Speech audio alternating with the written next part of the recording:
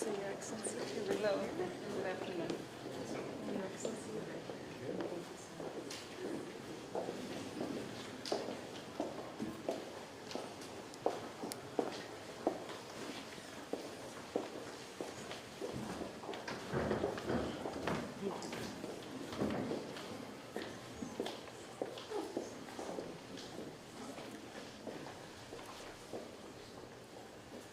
Thank you, everyone. You may be seated.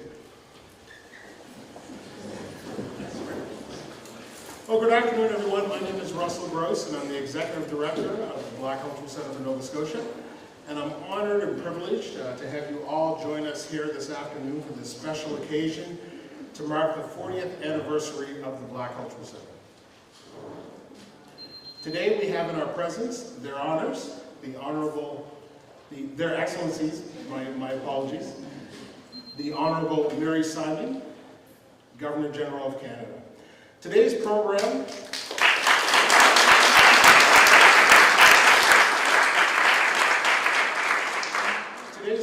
is going to be a few moments long, and as well we're going to have an opportunity where you can have a chance to meet their excellencies following the program.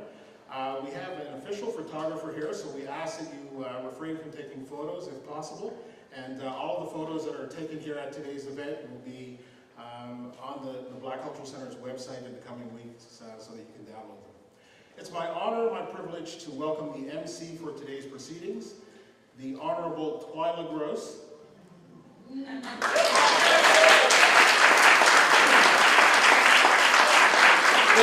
employee of the Black Cultural Center and longtime board member. Yes. And now Minister of African Nova Scotia Affairs and the Public Service Commission.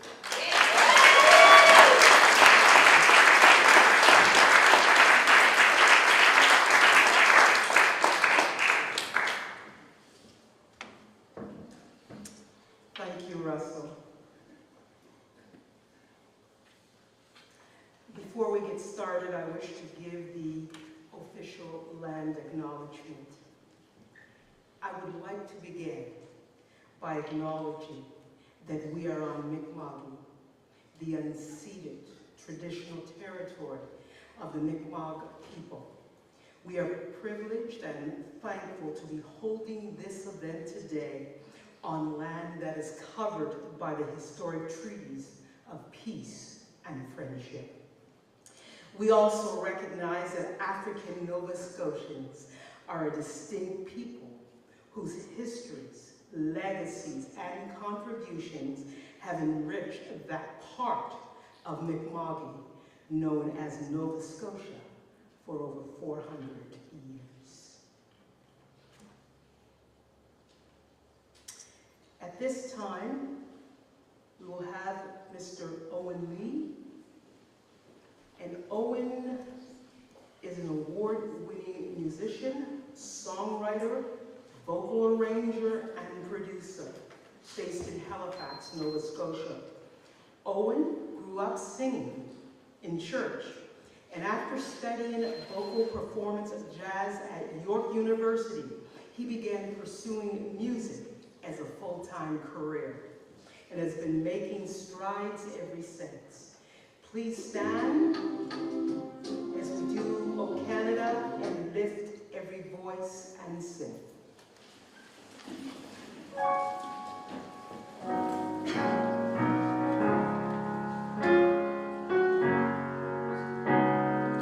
Oh, Canada, our home and native land, true patriot love in all of us command.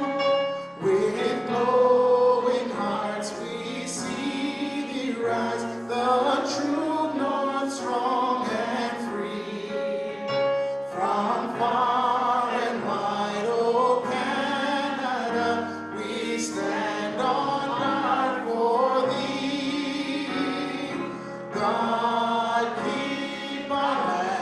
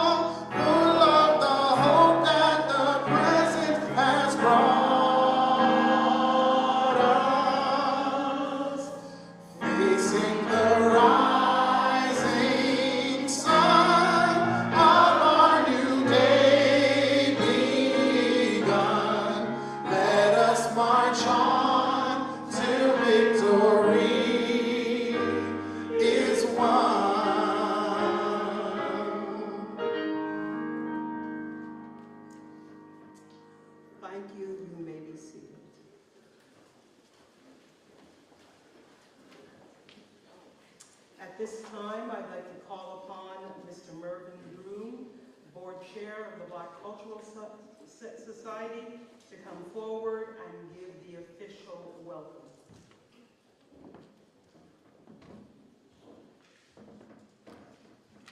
Thank you, Twyla.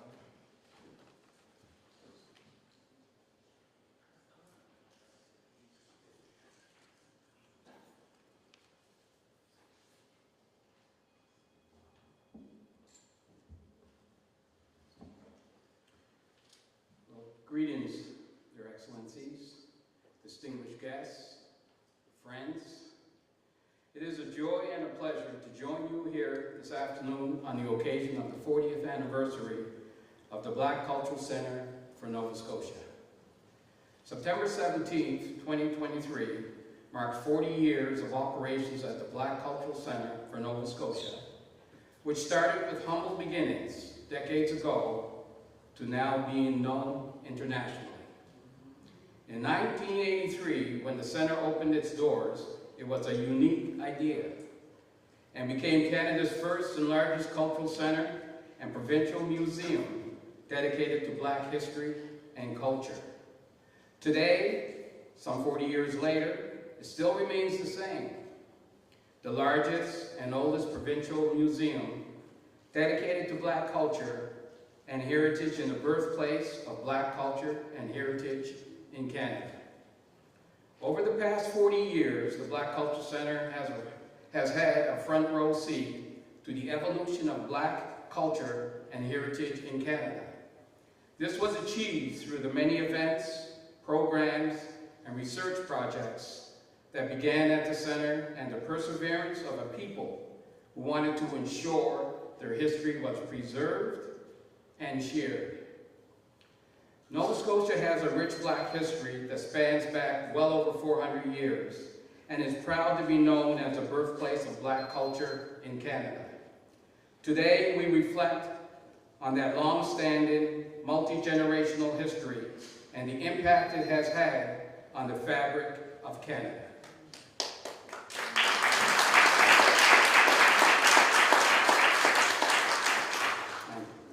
We have to look no further than the amazing legacy of able seaman William Hall, or the passion of Viola Desmond, or the legacy of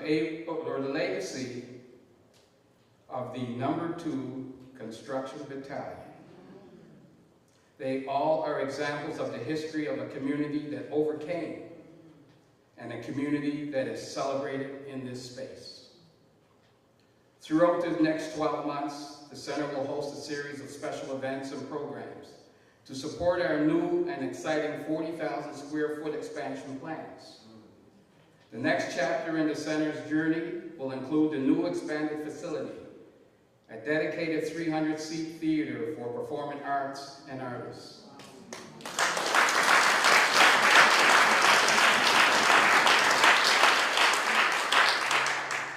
Also, a grand hall for community use events, and an expanded and needed new archival storage area for our ever-expanded precious museum collection.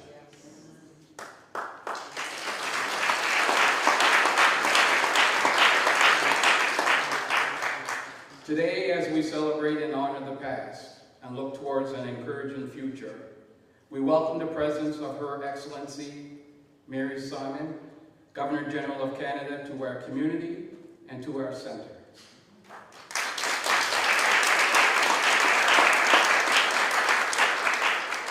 This special visit and event speaks of the important role and presence that the center has played over the 40 years as a place of not only history preservation, but also a place to gather and share history.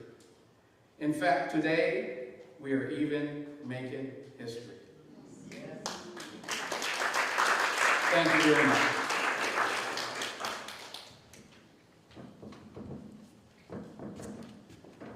Thank you so much, Mary. This time I'd like to invite Damani Awunga. And Damani is a 16-year-old high school student. She is an activist, spoken word poet, and Halifax youth poet laureate. She is a youth freelance journalist for CBC's Main Street. Damani is the founder of Damani Creatives and the Afro-Indigenous Book Club, a club created to encourage young people to read books written by Black and Indigenous authors and to share the realities and experiences of Black and Indigenous Canadians. Damani is a member of the HRM Youth Advisory Committee, the Nova Scotia Girls Institute for Resources and Learning, and she was CBC's Artist in Residence for the Mikhail Jean Foundation's Canadian Black Summit. Damani has received multiple awards, including the Queen's Elizabeth II Diamond Jubilee Medal, and as a spoken word poet, Damani loves to write, sing, and perform poems that bring attention to social justice issues. Please come forward, Damani.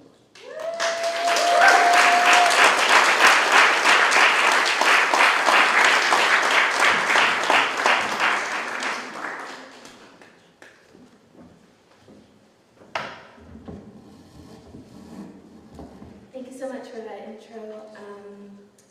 I would like to first say happy 40th anniversary to the Black Cultural Center, and thank you so much for having me here in this space.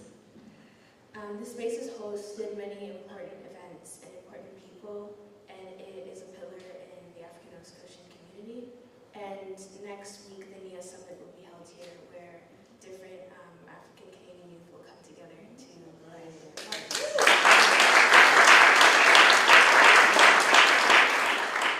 I would also like to extend a warm welcome to Her Excellency Mary Simon, the Governor General of Canada, and also Your Honor, Dr. Meehan Francis, for being here also today. And I will be reading my poem, Together We Stand, and I hope you enjoy it. We are descendants of Jamaican Maroons, Black loyalists and Black refugees, African immigrants from the diaspora, overflowing descendants of Ojibwe, like my people, live fast and feel Yoruba, so we never forget the voice of our ancestors. On the shoulders of our ancestors we stand, binding together as communities of African descent. This is where we've lived, learned, and listened. Every tongue counted, every story sacred. We've gone through pain, yet we speak our own healing through the grace of our own survival. In this land, African Nova Scotians have fought and continue to fight. We push on joyfully. We sing songs of victory, in spite of racism, in spite of discrimination, in spite of anti-Black racism. But y'all should know, we don't give up easily. They tried to take us out of history, but we thrive. In spite of rejection, we strive for perfection, because we believe in resurrection, the ability to rise from the dust and emerge at the dawn of a new day. Together we stand and we're not afraid. The ancestors in Africa fought for their land with broken hearts and dirty hands, from their labor, sweat, and blood we rose. From their agony and strife we learned, in their yearning for justice we cried. They tried to silence us. They tried to suppress us. They tried to stop us from achieving, but y'all should know, we don't give up easily. They tried to take us out of history, but we thrive. In spite of rejection, we strive for perfection because we believe in resurrection. The ability to rise from the dust and emerge at the dawn of a new day. Together we stand and we're not afraid. From Halifax to North Preston, to East Preston, to Hammers Plains, to Weymouth Falls, to Acaciaville, to Truro, across Canada and all the way to Sydney. Together we stand, where the iron nails nailed into the roots of this country. This country is just as much ours as it is yours. And together we stand.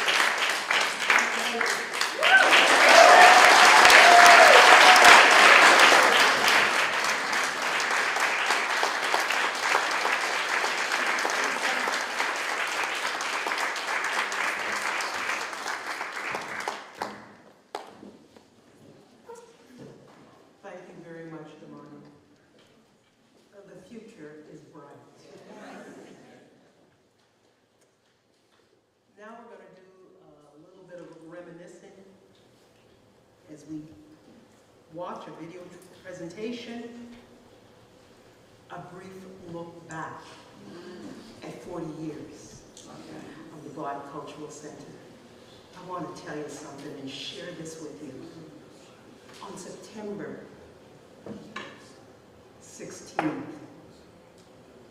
1983. I was here. I was an employee of the Black Cultural Center when it opened. And look how far we've come.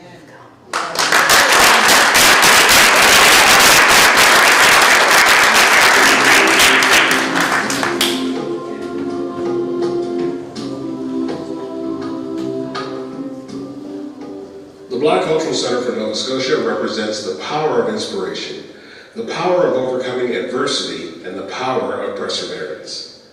The African Nova Scotia community has had a presence in this province for well over 400 years, with 52 historic multi-generational Black communities that have shaped the diverse landscape of Canada from generation to generation.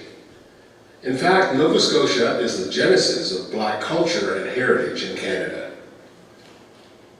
In the 70s, a group of 22 Black community leaders, led by the late Reverend Dr. William Pearlie Oliver, came together with an idea to elevate and share the importance of Black culture and heritage. We reached a place where we felt that there was something deeper. There was a psychological need that had to be met. People need to be helped to have a healthy self-concept. In other words, just to put simple words, you have to like yourself. We found that people were embarrassed and ashamed of themselves.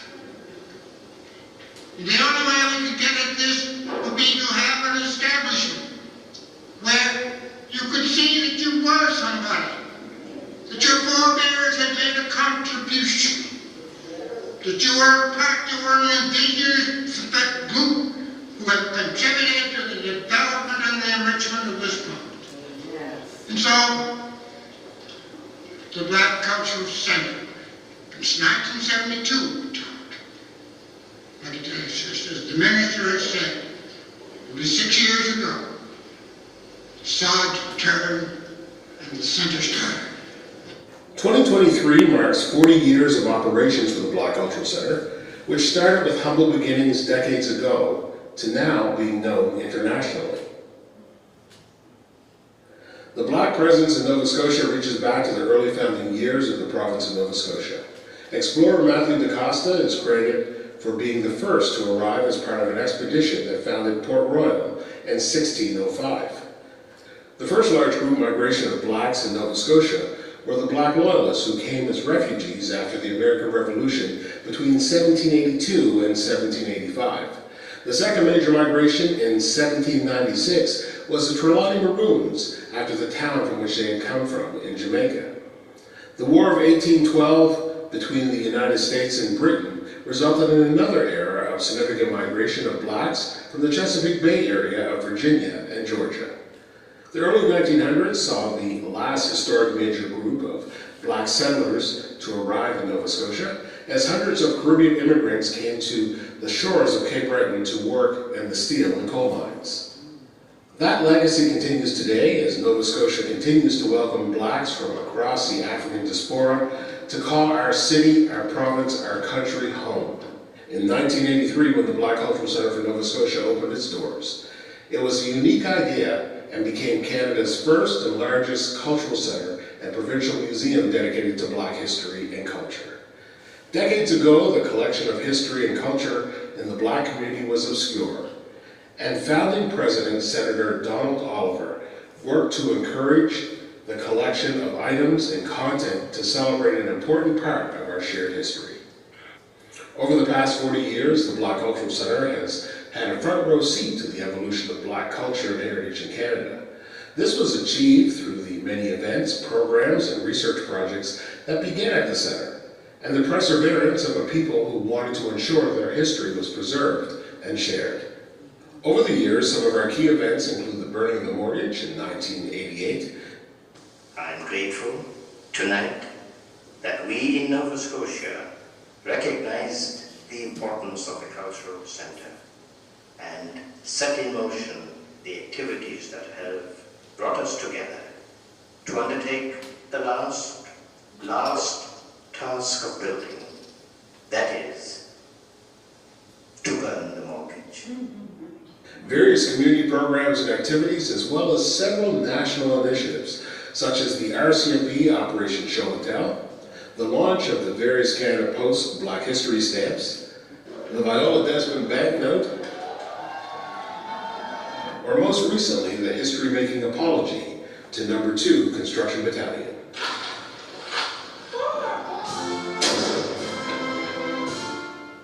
Today we celebrate 40 years and start the journey for 40 more.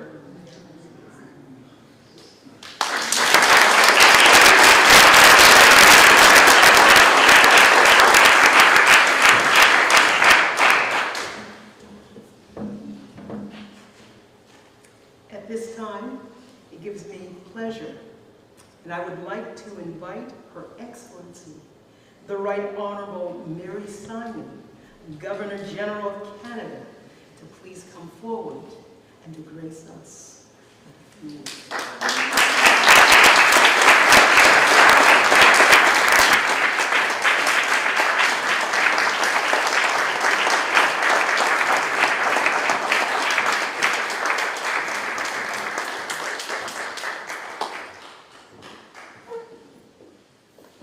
Good afternoon. It's wonderful to be here, and I'm very pleased that I'll be able to spend a bit of time and talk to everybody. So, youth, community members, leaders, and dear guests, before I begin, I would also like to acknowledge that we are gathered on the unceded territory of the Mi'kmaq, the ancestral land of the Mi'kmaq people. I am really delighted to be here at the Black Cultural Center to help mark this milestone 40th anniversary.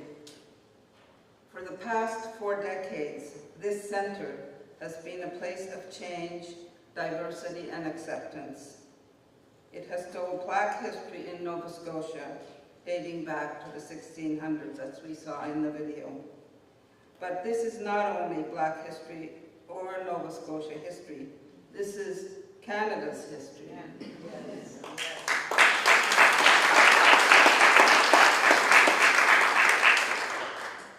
This is a part of our collective story. Many Canadians are not aware of all the contributions made by Black people to our nation's growth and successes. Many may not be aware of our country's connection to slavery. They may not acknowledge the historical and current racist treatment of Black people. As an Indigenous person, I understand all of this. Far too long, Canada's history did not include our stories, our narrative, or our perspectives. But I think our country and how we tell our history is evolving. I certainly see a young generation that is open to, in fact, embracing stories from all peoples. I see it as I travel across the country. Slowly together, and we are revising our understanding of how our country was built and who built our country. I talk about the true history of this country. It has to be told from all cultural perspectives.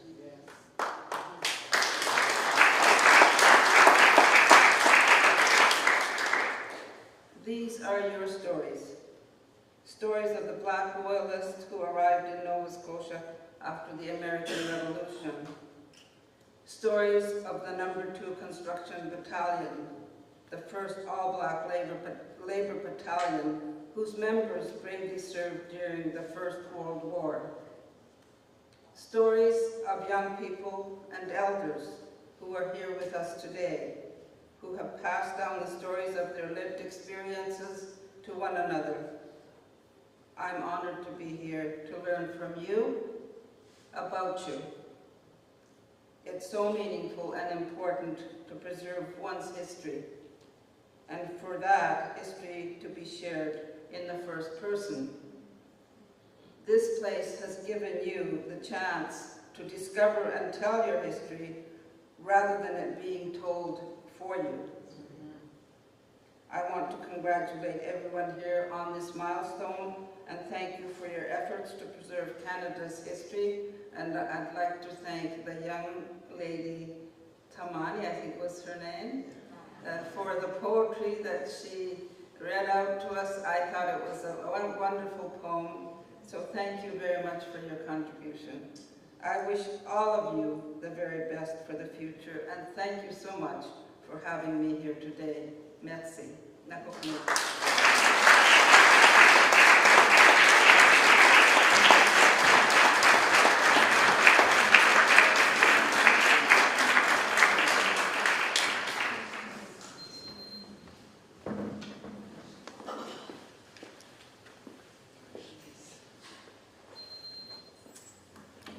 you so much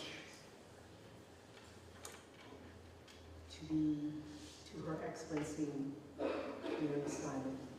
Much appreciated for those touching remarks. Thank you. At this time, we'll have a musical selection by Mr. Owen Lee.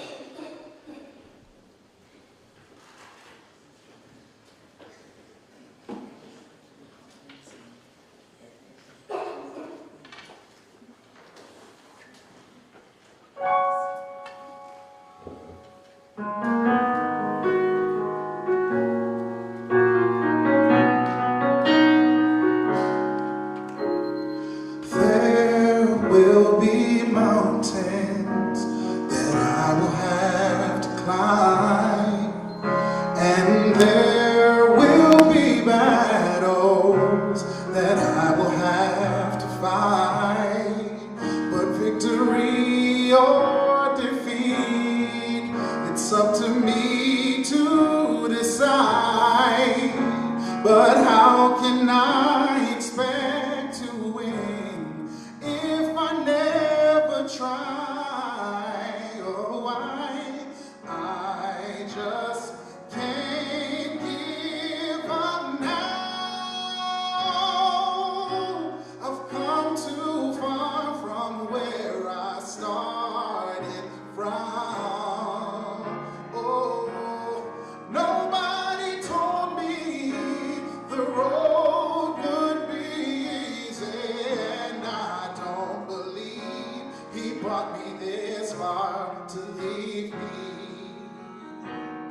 I never said there wouldn't be trials, never said I wouldn't fall, never said that everything would go the way I wanted to go. But when my back is against the wall and I feel all hope is gone, I just lift my head up to the sky and say, help me to be strong. Oh, I just can't give up now. Come too far from where I started from. Nobody told me the road would be easy, and I don't believe he brought me this far to leave me.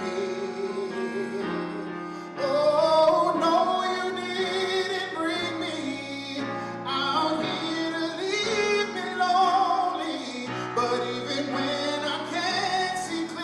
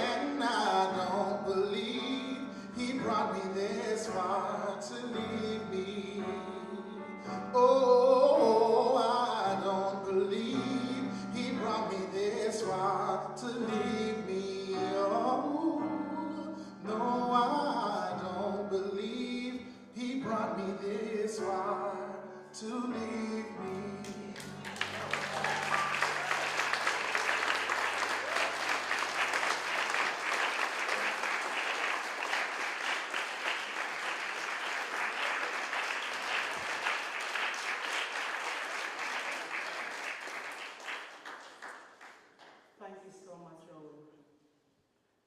You brought us so far. I remember being the finance chair of this Black Cultural Center, going to bed with the burden how we were going to keep the doors of this place open. How are we going to meet our next payroll? But somehow, some way, we made it. We made it.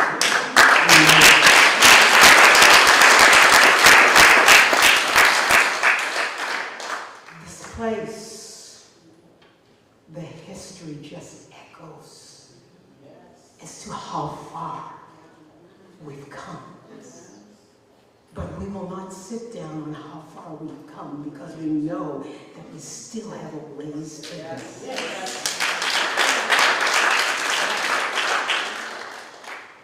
This is important. This is significant. 40 years. Thank you for all of you who've come. Thank you to all of you who have participated. A special thank you to Her Excellency, our Governor General of Canada, Mary Simon.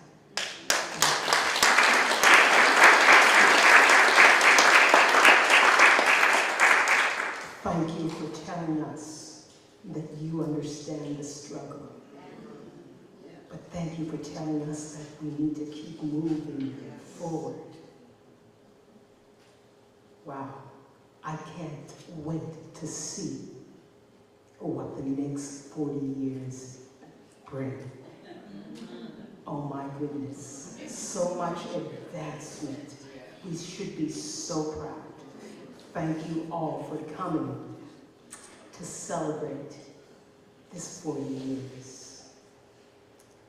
At this time, we will ask you all to remain seated as their excellencies prepare for the meet and greet portion of the program. During this time, we would ask that you refrain from taking photos, as an official photographer is present, and all photos will be shared by the Black Cultural Center following the event. Thank you.